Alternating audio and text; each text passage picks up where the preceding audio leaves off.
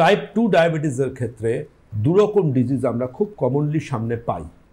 Number 1 macrovascular disease, number 2 microvascular disease.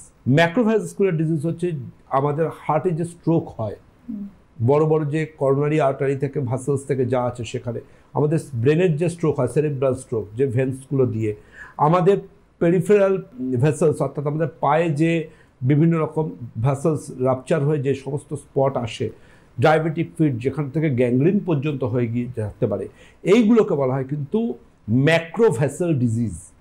Same to same আসছে কিন্তু মাইক্রোভেসেল disease. মাইক্রোভেসেল disease কিন্তু just 3 রকম। কি কি 3 রকম?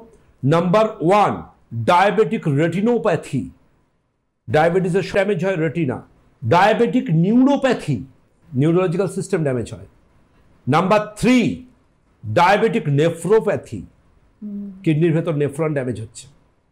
যেখানে আপনার চোখের রেটিনা কেমন আছে জানাটা ভীষণ রকম প্রয়োজন, কারণ রেটিনার সমস্যা আসা মানে ডাবল ভিশন, সব কিছু যে কোনো অবজেক্ট একটা তার পাশে আরেকটা, এবং অনেক ক্ষেত্রে অনেক রকম রেটিনার ডিটাচমেন্ট পর্যন্ত হয়ে যায়, যেখানে সিলিকন অয়েল ট্রিটমেন্ট এখন লেটেস্ট দেওয়া হচ্ছে, অপথলমোলজিস্টরা দিচ্ছেন। আপনি যেভাবে টেস্টগুলো বলেন, আর তার জন্য আমাদের রিসার্চ আর স্টাডিটা ভীষণ গুরুত্বপূর্ণ।